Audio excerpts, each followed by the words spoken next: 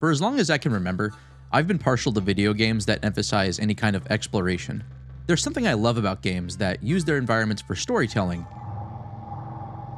influencing how the player progresses and hiding secrets.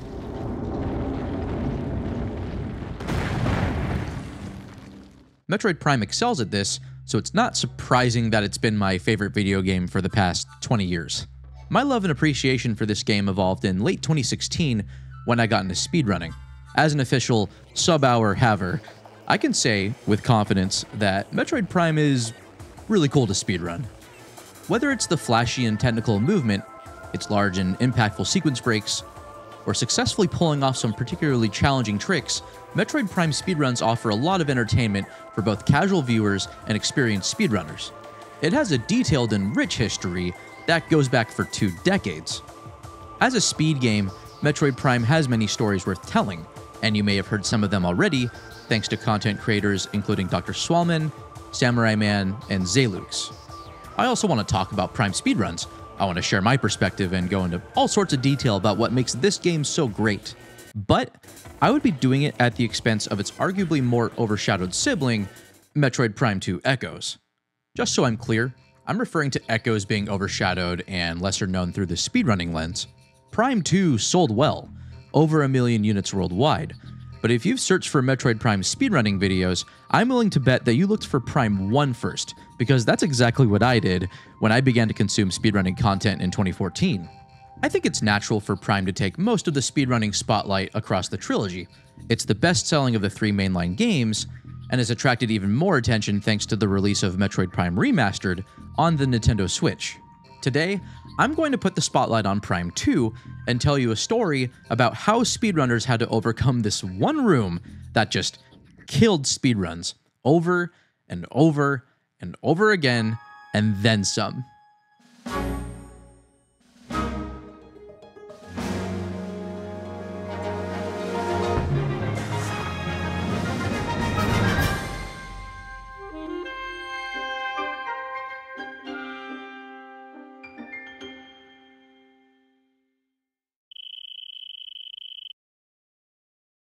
So regarding the various movement mechanics in Metroid Prime versus in Metroid Prime 2, could someone give me a summary of the differences as far as speedrunning is concerned? Prime 1. Jump like a cowboy! Yeah! Prime 2. No jump like a cowboy. Samus made a career change in Metroid Prime 2 speedruns, trading in her Olympic levels of athleticism to become the greatest bank robber in the galaxy. Speedrunners have all the tools they need to sequence break the shit out of this game. Locks can be bypassed, obstacles can be overcome, and puzzles can be skipped outright. They have so many tricks and exploits at their disposal that they can get all of the major upgrades in virtually any order that they want. But there is one upgrade that enables far more of this game-breaking behavior than any others. It's not just the most broken item in the game, it forms the core of Metroid Prime 2 speedruns. Say hello to the Screw Attack. The Screw Attack has a ton of sequence breaking applications. It can be used to do the following. Destroy Denzium rubble that is normally destroyed by power bombs.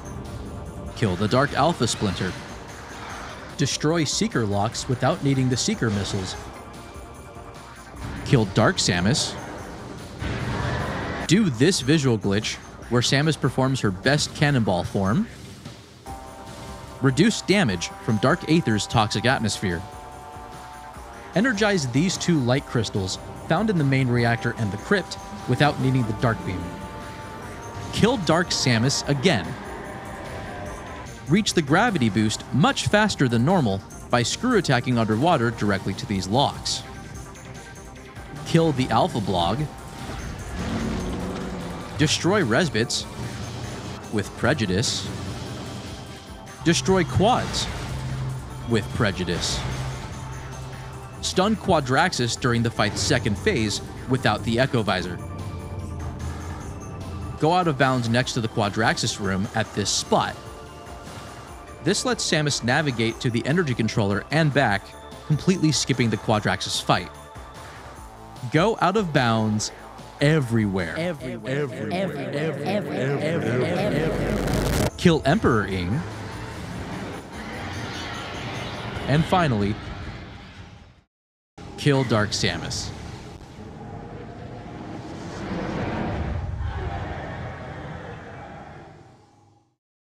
This is great at face value, but there's a problem. The Screw Attack is one of the last upgrades obtained in a typical playthrough. It's locked away in the Vault, which is one of the last rooms you visit in Sanctuary Fortress, the last major area in the game. You're expected to have obtained almost every other upgrade available from Temple Grounds, Aegon Wastes, and Torvus Bog, and there isn't much of the game left afterwards. This killed the Screw Attack's potential to save massive amounts of time in speedruns. Its fate rested on speedrunners finding a way to obtain it significantly earlier than intended. So how do we get Screw Attack early? Screw Attack early has two major roadblocks. Speedrunners have to get into Sanctuary Fortress, and then they need to reach the Vault, both much earlier than intended. Let's talk about that first item. How do we get into Sanctuary Fortress early?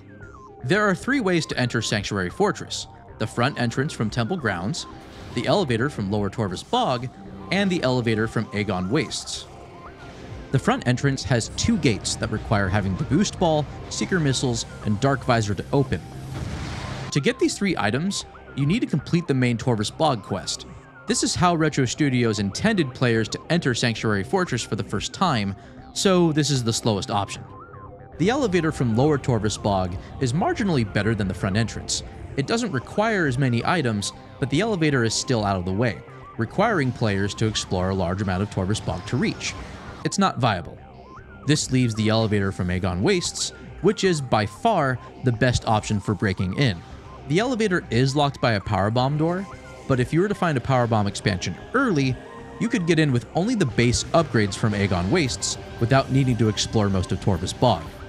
This begs another question. How long did it take for speedrunners to solve early power bombs? About 6 months after Prime 2 was released.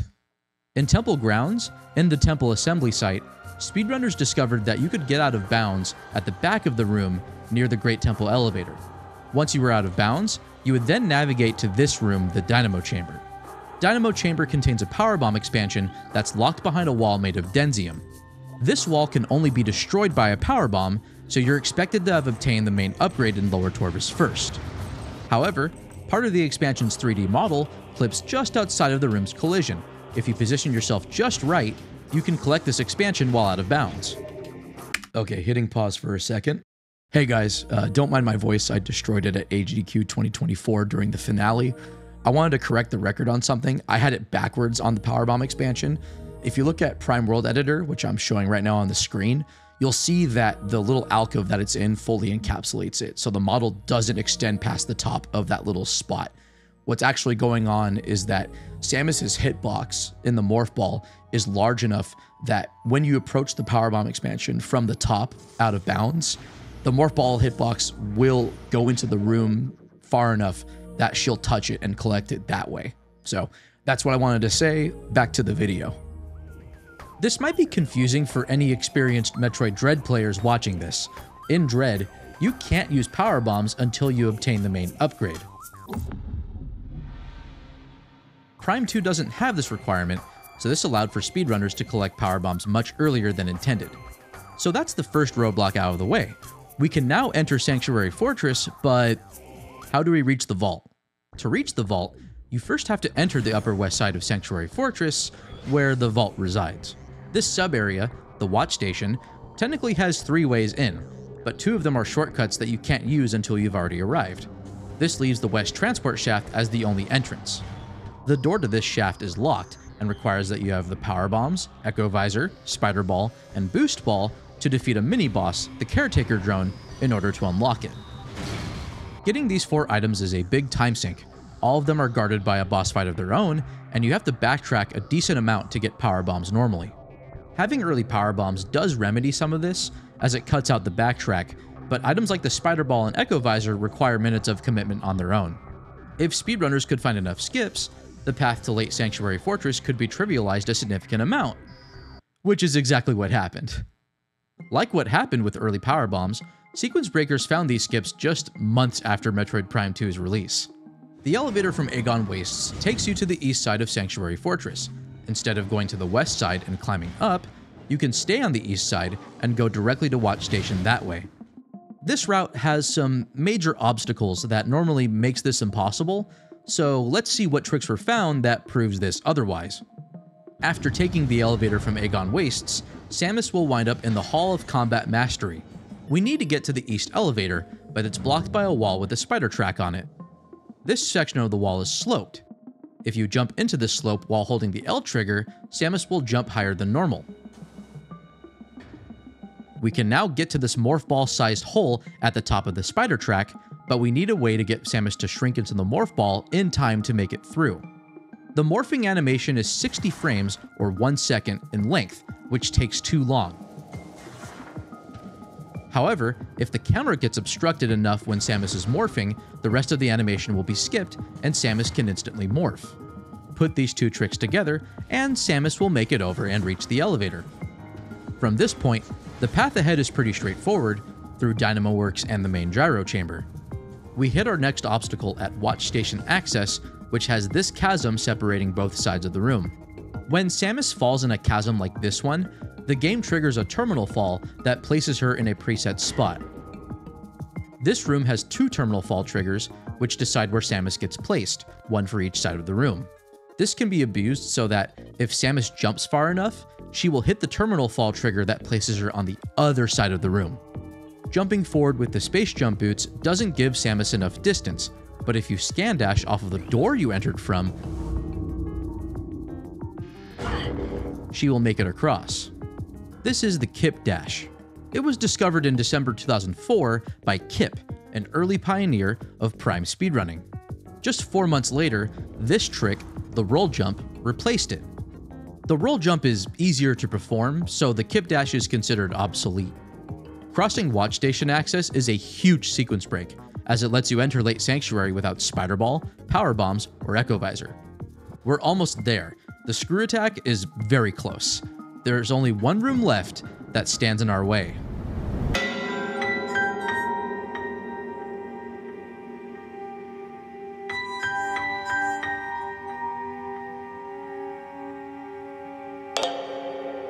Welcome to Grand Abyss, where Echo's speedruns go to die. Grand Abyss is a kind of large room.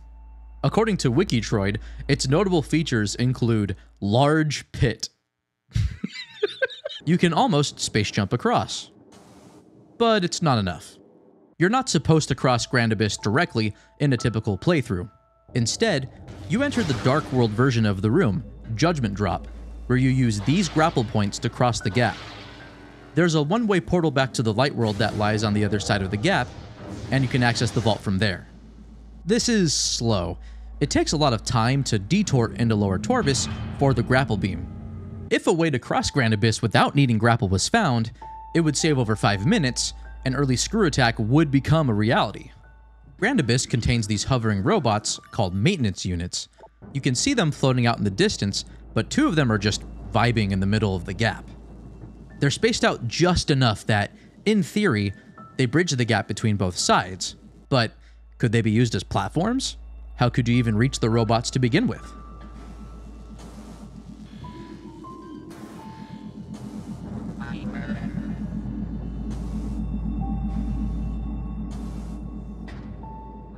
Oh, it worked. With the discovery of the Grand Abyss Robot Dash, the last domino fell. Early screw attack became a reality for Echo speedruns. This was an enormous milestone. Ooh, hold on. I might be getting ahead of myself here. Sorry. Yeah. So, I haven't talked about the vault yet. Let's cover that real quick. So, vault is split into 2 zones, inner and outer. The inner zone contains the vault chamber that houses the screw attack, while the outer zone contains the laser turrets and the boost ball spinners that are used to open the chamber. You normally need the grapple beam to go between these zones, but you can skip it by scan dashing from here to this laser turret. You can then use the spinners to rotate the laser turrets, and then scan dash back to the inner zone to open the vault chamber. Solving early screw attack was an enormous achievement for Echo speedrunning, but it came at a price. the Grand Abyss Robot Dash sucks. The scan dash itself is precise and punishing. You need to lock in at the correct angle, or you'll miss the first robot and fall into the chasm. The robots will also fly away after a few seconds when you approach them, so you can't just immediately try the scan dash again. It's annoying, but not the end of the world. If you go back to Watch Station and reload Grand Abyss, the robots also reset when you re-enter the room, so you can... I stand corrected. They don't come back. The robots are gone. The robots are fucking gone! These two robots are only here the first time you visit Grand Abyss.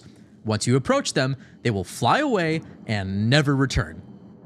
Grand Abyss has two big wrinkles that speedrunners get to enjoy: a somewhat precise scan dash to get to the first robot, and the pressure of having to reset the run entirely if the scan dash fails. There is a save station nearby that runners can use to set up a safety save beforehand, but if you're running at high or top levels of play, you have no choice but to accept the risk and hope that you make it across. Hooray!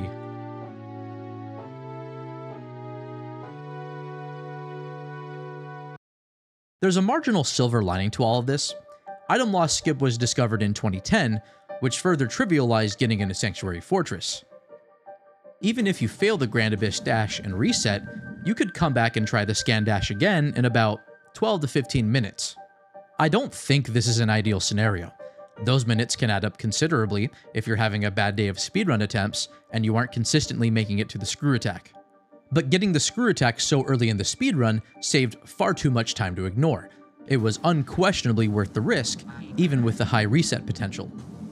Grand Abyss quickly cemented itself as the run killer for Echo's Any%, which is saying something considering that Quad Skip, another difficult sequence and major reset point, is performed right after getting the screw attack. Grand Abyss stood vast and nigh unkillable, as no one could find a viable backup to the robot dash for years. But they certainly tried. You could roll jump from this point instead of scan dashing, but it sucks. You could also wall crawl out of bounds to Grand Abyss, drop down to the first robot, and then cross to the other side, but it's over a minute and a half slower. There were some tools created that at least made Grand Abyss easier to practice. Claris, one of the greatest Metroid Prime speedrunners of all time, created two things: the Echo's menu mod and a hacked Grand Abyss save file, both of which made it fast and straightforward to repeatedly practice the robot dash. These are legitimately fantastic tools and offer tremendous value for the speedrunning community, but their gains would be marginal versus finding a new trick that could eliminate the risk of the robot dash, save even more time, or both. But could such a trick even be discovered? In April 2019, Metroid Prime speedrunners Icefire, Justin DM, and T3 were experimenting with scan dashes.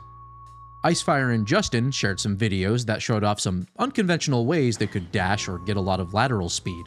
Notably, they shared these demonstrations of crossing Quarantine Cave from south to north, without triggering the boss fight with Thardus. Skipping Thardus is already known, but I want to bring attention to how they performed this scan dash. Prime 1 dashes are fast, and they can cover large distances, but canceling a strafe dash into the ground and then bunny hopping will net more speed and distance than a typical dash. In this case, Samus can completely traverse Quarantine Cave in a single bound. These videos did not spark any significant discussion until they got the attention of a passionate Echo speedrunner, Mr. Miguel. It wouldn't be until 8 months later when Mr. Miguel noticed how slamming the dash into the ground gained extra speed after being converted into a bunny hop, and they wanted to see whether this tech would also work with Echoes. Mr. Miguel went ahead and tried the long dash, but they apparently got a faster dash than what was known to be possible at the time. Miguel even got it on video, so they never uploaded it. So I was curious and I asked Miguel what had happened, and this was their response. This was also where the Discord conversation ended. Any interest that was drummed up by Miguel's claim was short-lived. It wouldn't be until 2 months later, when on February 10th, 2020, Mr. Miguel followed up on their original claim and posted this.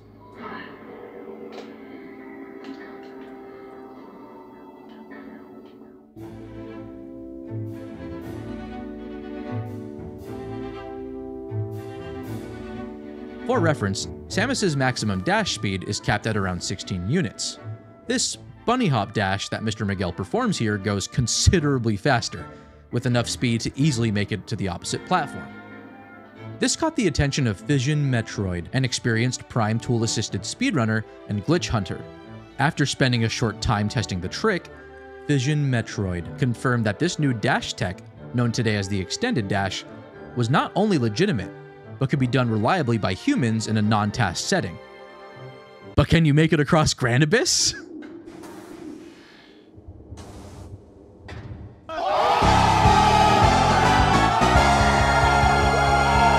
You can now make it across Grand Abyss without the fear of it being this all-or-nothing trick.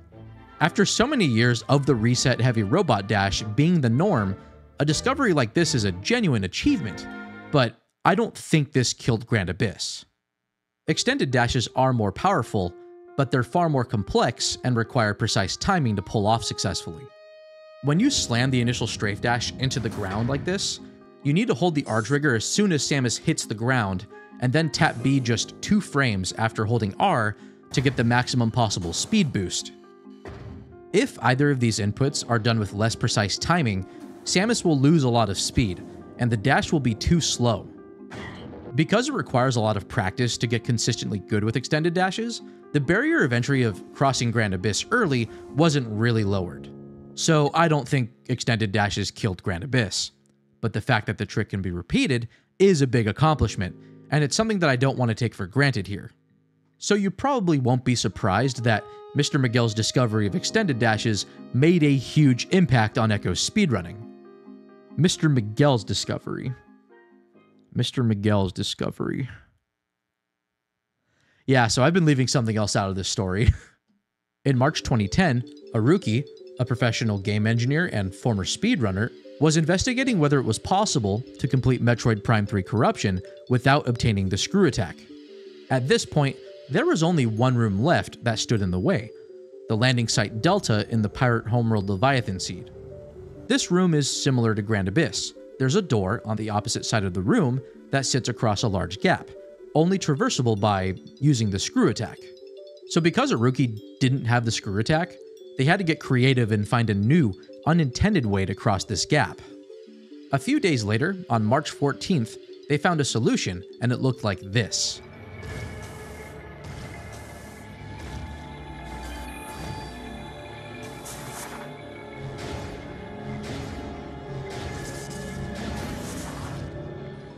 So the boosting and bomb placement at the end is cool, but that jump across looks familiar. Let's play that again.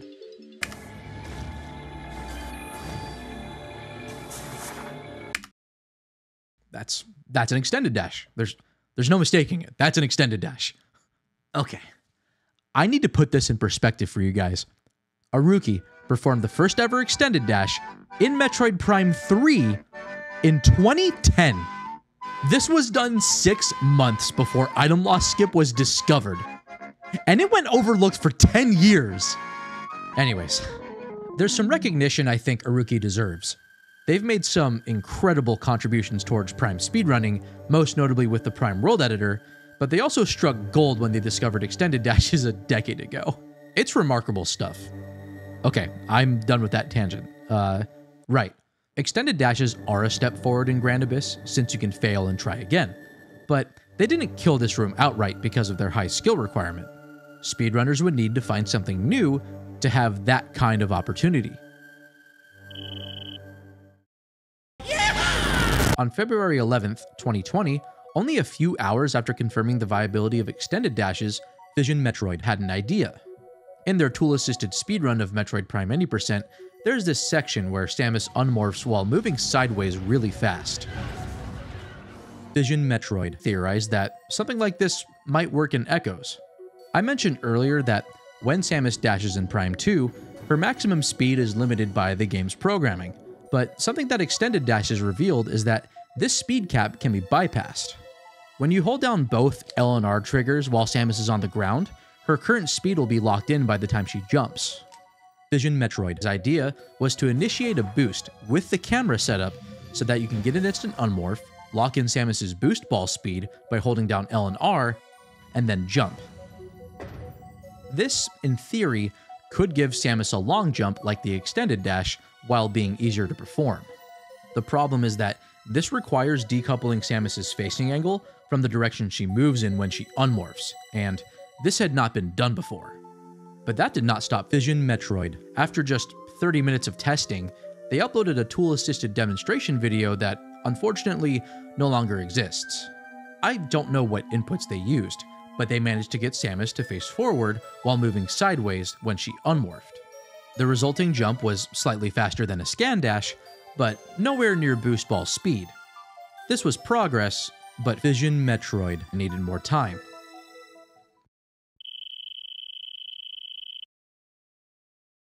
They figured it out. Fission Metroid found a way to make the facing angle desync consistent. Here's how it works. After manipulating the camera angle when Samus morphs, very slightly tapping the control stick left or right will set the direction of the boost ball, but will still let Samus face forward when she unmorphs. If she gets an instant unmorph, this is what happens. Wow, look at that speed! Samus is going so fast. But what about Grand Abyss?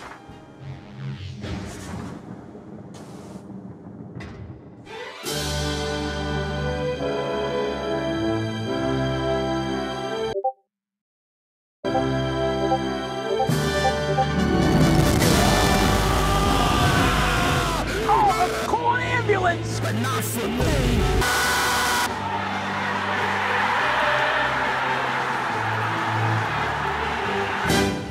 This was the breakthrough that Echo speedrunners had been dreaming of for years. This new trick, the boost jump, became the easiest method of crossing Grand Abyss, with its fast setup and reasonable learning curve compared to extended dashes. This saved Echo's any %. Runners no longer had to dread failing the robot dash. This beast of a run killer was finally slain, and any % could finally enter its long-awaited and well-deserved golden age. It's great. It's great. It's great. It's great. It's great.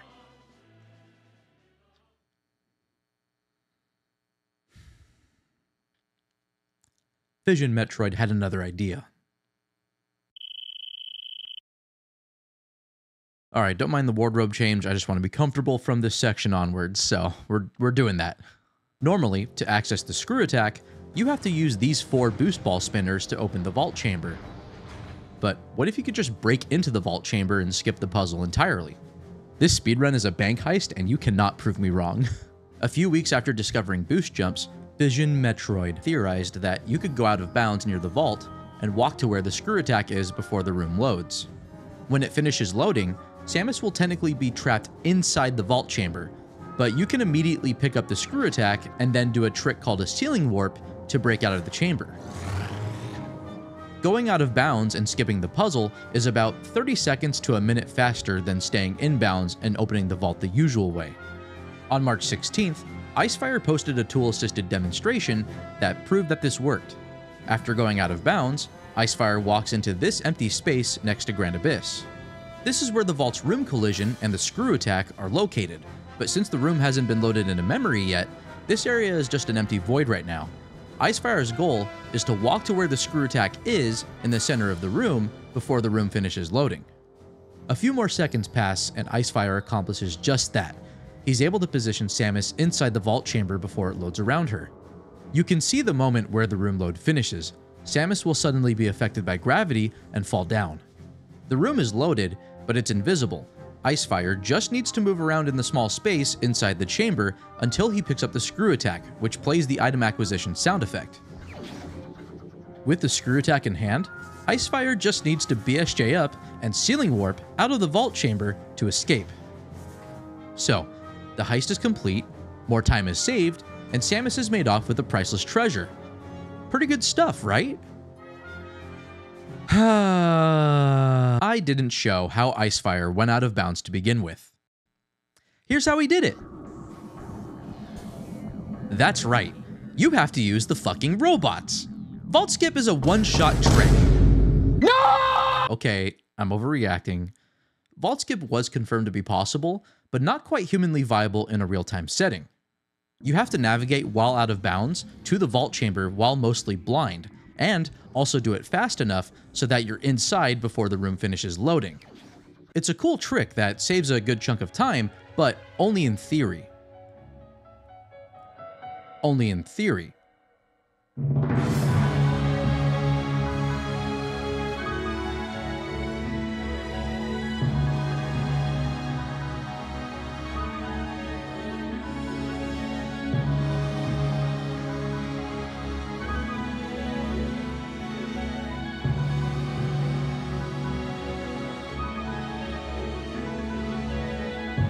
Icefire found several things that made Vault Skip consistent. The first is that, instead of doing the usual scan dash to the robot, Icefire sets up this camera angle and performs a boost jump instead, which is much more consistent than the scan dash. More significant though, was Icefire and Mr. Miguel figuring out a consistent method to position Samus inside the vault chamber. Icefire found this visual cue using the skybox as a reference. If Samus is facing this direction, when approaching Vault from this point out of bounds, the screw attack will be directly in front of her. You just need to walk forward, but how do you time it with the room load so Samus consistently ends up in the vault chamber without overshooting or undershooting it? Let's pause for a second. I mean, like in the actual game, let's pause for a second. Okay, now unpause, and pause again. Keep pausing and unpausing a few more times. That's it. That's all you need to do. By repeatedly pausing or opening the map screen, runners can extend the loading time of any given room, including Vault, and give themselves more time to reach the screw attack. This trick is called load delay. Mr. Miguel's current Vault Skip setup pauses the game 6 to 8 times, which delays the room load just long enough that Samus can just keep walking forward all the way up until Vault loads. She'll consistently end up inside the Vault chamber this way. One ceiling warp and terminal fall later, and the screw attack heist is complete. Vault Skip is a big milestone that further shapes how speedrunners get screw attack early. It also saves a lot of time. If you're competing at a world record caliber, you have to incorporate Vault Skip to have a chance at getting the record. I love how Vault Skip further adds to the theme of this speedrun being a bank robbery, since Samus literally just breaks into the vault now and steals the screw attack. But this trick is all or nothing. It brings Grand Abyss full circle. It's easy to dismiss or underestimate an idea, but it can be a powerful thing. Fission Metroid, Icefire, and Mr. Miguel resurrected Grand Abyss and further shaped the Echo speedrunning landscape. They doomed any percent. At least they're being honest.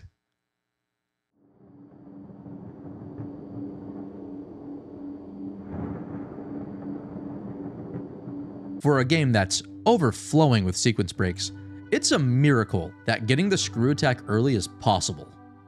I've been talking about Grand Abyss for however many minutes the edit is showing right now, but there are enough moving parts that changing just one or two things would make early screw attack an order of magnitude harder, if not completely impossible. If you remove stuff such as item loss skip or instant morphs, for example, the path to Vault becomes much more convoluted if you want to keep the same skips. But it is possible, and it's beautiful. At times. I still find it fascinating how far we've come with early screw attack, not just with the revolutionary tech that was discovered, but the new opportunity costs that came with their discovery. We've finally killed Grand Abyss after so many years, but then flew too close to the sun and resurrected it. Maybe Grand Abyss was fated to remain this one room, where the best Echo speedruns go out in a blaze of all-or-nothing glory. This was probably the best outcome for this game. So yes, the skill ceiling has increased thanks to Vault Skip and extended dashes, but not the skill floor. Thanks to the Grand Abyss boost jump, Echo's any percent has become more accessible. You no longer have to worry about this single bullshit scan dash that has you reset half of your speedrun attempts. And sure, there are other difficult sections in any percent like quad skip, but these encourage you to practice and improve your skill with the game's fundamental mechanics. Your skills and times improve, and you're incentivized to learn the more high-risk, high-reward tricks like Vault Skip to give you more of an edge. If you want to speedrun a game that's full of these kinds of exploits, I recommend Prime 2. It has a ton of really broken tricks that are fun to learn and pull off. The any percent grapple skip route is more accessible now than it's ever been. In all, I think this is a really rewarding game to speedrun.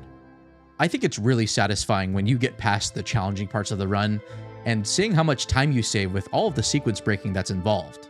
My personal favorite category is 100%. Here is the Bomb Guardian. It is a very long and difficult fight. Here it is, and here it isn't. Very good, Scotty. Thank you. Thank you. It's an excellent speedrun, and it's also seen a lot of change recently thanks to new tricks like extended dashing, power bombs without space jump, and screw attack unmorphs. Also, Echoes has a randomizer, and it's amazing. I've put in hundreds, if not over 1,000 hours into Echoes Rando alone, and the logic you're expected to follow sometimes to beat a given seed can be absolutely insane. Motherfucker! Oh my god! Whether you're speedrunning Echoes or playing the randomizer, you'll have a lot of fun. Everything will be fine. Just as long as you have the patience for the RNG lottery that's Dark Samus 4 skip. Are you even— oh, you fucking asshole! It's nothing to worry about at all. It could be worse. You could be in Grand Abyss, scan dashing to the robots over and over again. That would be a pretty effective torture device. And what's up? Oh, something worse? What the hell's Yu-Gi-Oh! Forbidden Memories?